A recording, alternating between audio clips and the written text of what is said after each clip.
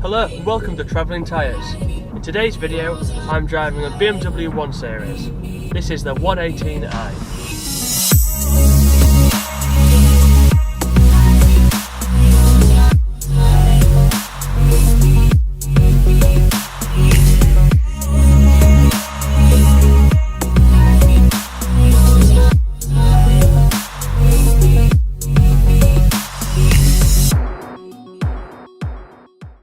I actually passed my driving test in a 1 Series, but the car I drove was a 116D, which wasn't the most exciting of engines.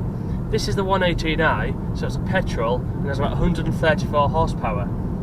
So it's not massively fast in any way, but it goes fairly well. It does 0 to 60 in about 8.5 seconds, which isn't actually too far from hot hatch shop territory. This car starts at £22,000, which means it has direct rivals to the Mercedes A-Class and the Audi A3, as they both also start around £22,000.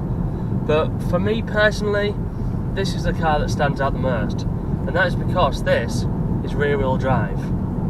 So I can sort of say already that if you're particularly into driving, then this is by far the best car out of the two. However, with it being rear-wheel drive, there are a few drawbacks as well. But we'll start with the positives. So, rear-wheel drive, engine at the front. That means that it's got a better weight balance. The weight's more balanced across the car, therefore it handles better. Also, as the front wheels only have to deal with the steering and not the power delivery as well, you get so much more feeling through the wheels. The steering is quite light, which some people might not like, but you can put it up into sport mode down here, which then sort of makes the steering a little bit heavier. You can feel a difference, it's not massive, but there is a difference. The steering is also quite fast as well, which I think is quite nice for this car. It gives it sort of a bit of a sportier feel. Some people might not like it, but I guess it's personal preference. I quite enjoy it.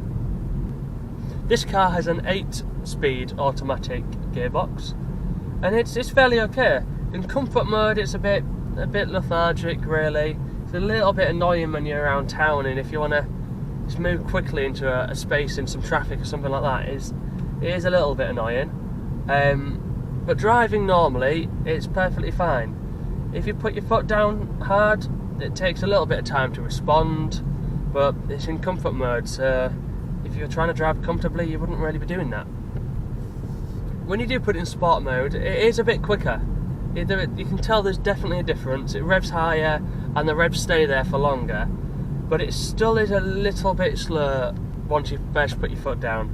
You can put it into sort of manual mode down here with the Steptronic, where you can change up and down the gears. That's a lot faster and makes you feel a bit more engaged with the driving.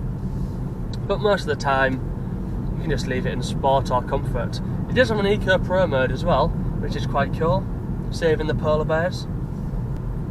A lot of reviews I've seen have said that the boot space in the 1 Series is a lot smaller than the A-Class and the Audi A3, which is true. It is smaller, but it's not actually that much smaller.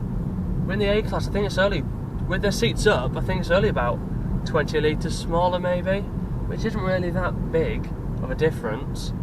And then when the seats are down in both cars, this has a capacity of 1,200 litres, and the A-Class has a capacity of 1,210. So it's not really much of a difference. In day-to-day life, this boot is perfectly big enough.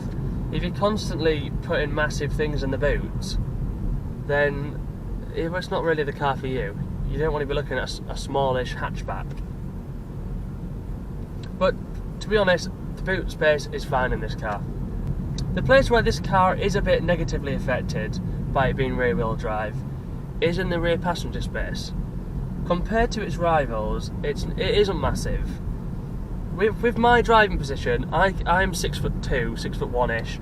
I can sit in the back. Okay, it's not bad. The gap to get into the car once we open the door isn't particularly huge. The headroom's okay, but the biggest issue is the middle seat in the rear. because there's a prop shaft driving the rear wheels, there's a big sort of lump in the floor, which does mean that the person sitting in the middle seat in the back has to put the legs in either side footwell, which could probably be a bit annoying if they're an adult. But then again, if you buy the 1 Series, how often are you actually putting 3 adults in the back of the car? 3 kids, no problem, but 3 adults, in this car you just wouldn't do it. So I personally don't really see it as an issue, because you don't put 3 adults in the back of a small hatchback. The big news about the 1 Series is the new one that will be coming out some point later this year is going to be front wheel drive. Personally, I think that's a massive shame, as this car stands out compared to its competition because it's rear wheel drive. But I can see why BMW have done it. Making the car front wheel drive will be cheaper to make. It means that the engine is mounted in a different angle, so that then there will be more room in the cabin. And then there'll be more room for the rear seats, and then the car will be a lot more competitive compared to its rivals. It might make the car not as fun to drive, which is what I'm worried about personally. This car will be sharing a lot of parts with the Mini Cooper for the new one, so considering that's fun to drive, hopefully this still will be as well. Apparently BMW did a survey back in 2010, which I know is now quite dated, but in that survey they found out that 80% of 1 Series owners actually thought their car was front wheel drive. So I don't actually think it's going to have a massive impact on sales for the car. If anything, I think sales will increase, as for most people the room in the car is more important than the drivetrain. Yes, there will be some people that choose to buy other things now, because this car is special with it being rear wheel drive, and so I think they may lose maybe a few driving enthusiasts. But there's always the 2 Series, which is very nearly the same car, not quite as practical with it being a coupe shape, but I assume that's still going to be rear wheel drive. So if you are going to miss that from the 1 Series, you can always look at that. Personally, if I was to spec a 1 Series, well, depending on my budget, I'd probably go for a 120i, which is the engine spec above this one. So that has, I think, around 180 horsepower, and it'll do 0 to 60 in about 7.5 seconds, which puts it bang on hot hatch sort of speed. I'd also definitely go for an M Sport package, so I get the paddle shifters, which sort of just makes it a lot more engaging to drive. Gets the cooler sports steering wheel as well, and a few other sort of sportier piece of the bodywork. They have also brought out the Shadow Edition, which gives you a lot of darker body panels. Well, in places where there'd be chrome, it's now sort of a glossy black colour, which looks really sporty, especially if you got it with some decent sports alloys. So that's pretty much all I've got to say really about the 1 Series. So I hope you've enjoyed the video just as much as I've enjoyed driving this car and filming this video today. I have to say we've had amazing weather for it, and it's February, but well, almost feels like summer to be fair. So we've had an amazing day.